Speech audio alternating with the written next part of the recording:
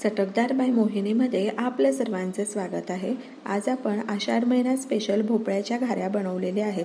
भोपळ्याच्या घाऱ्या करायला अगदी सोप्या आहेत। एकदा घाऱ्या करून ठेवल्या तर अगदी 15 ते 20 दिवस अगदी छान टिकतात। तर अशाच नवनवीन आणि पारंपरिक रेसिपी पाहण्यासाठी चटकदार बाय मोहिनीला सबस्क्राइब करायचं आहे आणि बेल आयकॉनवर क्लिक करायचं आहे, म्हणजे नवनवीन व्हिडिओज हे तुमच्यापर्यंत पोहोचू शकतील। चला मग तर आपण वेळ न घालवता घाऱ्या बनवायला सुरुवात करू। या ठिकाणी पॅन गरम केलेला आहे। त्यामध्ये 350 ग्रॅम आपण गूळ घेतलेला आहे। गूळ कापून घ्यायचा आहे आणि अर्धा किलो भोपळा घेतलेला आहे। भोपळ्याची साल काढून आणि त्याचे तुकडे करून घेतलेले आहे।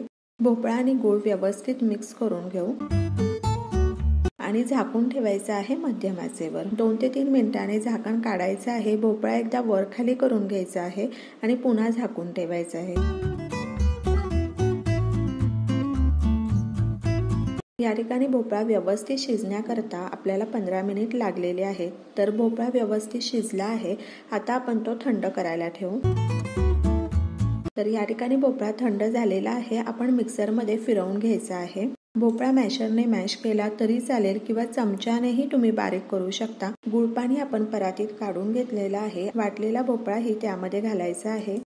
चिमूटभर मीठ घालायचं आहे आणि जायफळ घालूयात। हवी असेल तर या ठिकाणी तुम्ही वेलची पूड देखील वापरू शकता। चिमूटभर हळद घालायची आहे आणि हे सर्व छान मिक्स करून घ्यायचं आहे। हवी असेल तर ह्यामध्ये तुम्ही बडीशेपची पावडर देखील घालू शकता किंवा सुंठ पावडरही घालू शकता। कप असेल तितकं गव्हाचं पीठ घालायचं आहे आणि कणिक अगदी व्यवस्थित मळून घ्यायची आहे। या ठिकाणी जवळपास 6 वाटी गव्हाच्या पिठाचा आपण वापर केलेला आहे।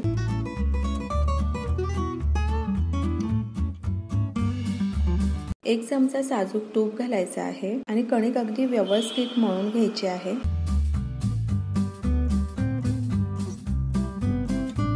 कणिक व्यवस्थित मळून झालेली आहे। आता 10 मिनिटाकरता झाकून ठेवूया। तर या ठिकाणी 10 मिनिट झालेले आहेत। कणिक एकदा एकसारखी करून घ्यायची आहे आणि पुऱ्या बनवण्याकरता छोटे छोटे गोळे करून घ्यायचे आहेत।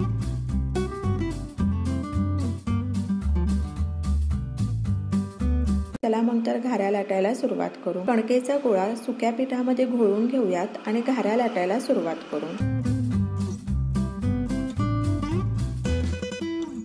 तर या ठिकाणी आपण छोटी पुरी लाटून घेतलेली आहे।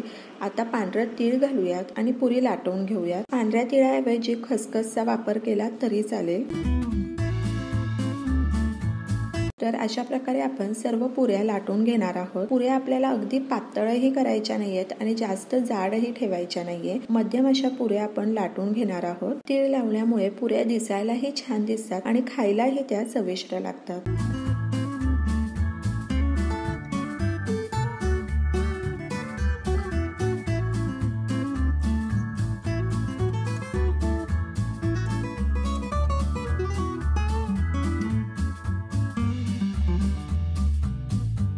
तर आपल्या सर्व पुऱ्या लाटून तयार आहेत। तेलही गरम झालेलं आहे आणि आता पुऱ्या सोडायच्या आहेत। झाऱ्याच्या साह्याने किंवा चमच्याच्या साह्याने पुऱ्यांवर तेल घालायचं आहे की जेणेकरून पुऱ्या छान टम्म फुगल्या जातील। तर या ठिकाणी तुम्ही पाहू शकता भोपळ घाऱ्या किती सुंदर फुललेल्या आहेत। अशाच प्रकारे आपण सर्व घाऱ्या तळून घेणार आहोत। घाऱ्या तळून घेताना गॅस हा मोठाच ठेवायचा आहे आणि तेल अगदी कडकडीत गरम असायला पाहिजे। मध्यम आचेवर किंवा मंद आचेवर जर पुऱ्या आपण तळून घेतल्या तर घाऱ्यांमध्ये खूप जास्त तेल मुरू शकतं। तर ह्या घाऱ्या लगेचच तळून होतात। 1 ते 1.5 मिनिटात घाऱ्या तळून तयार होतात।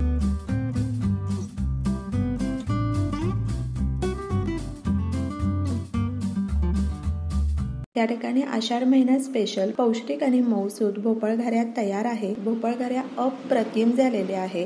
तर अशा प्रकारे तुम्ही भोपळ घाऱ्या करून पहा आणि मला सांगा कशा वाटल्या ते।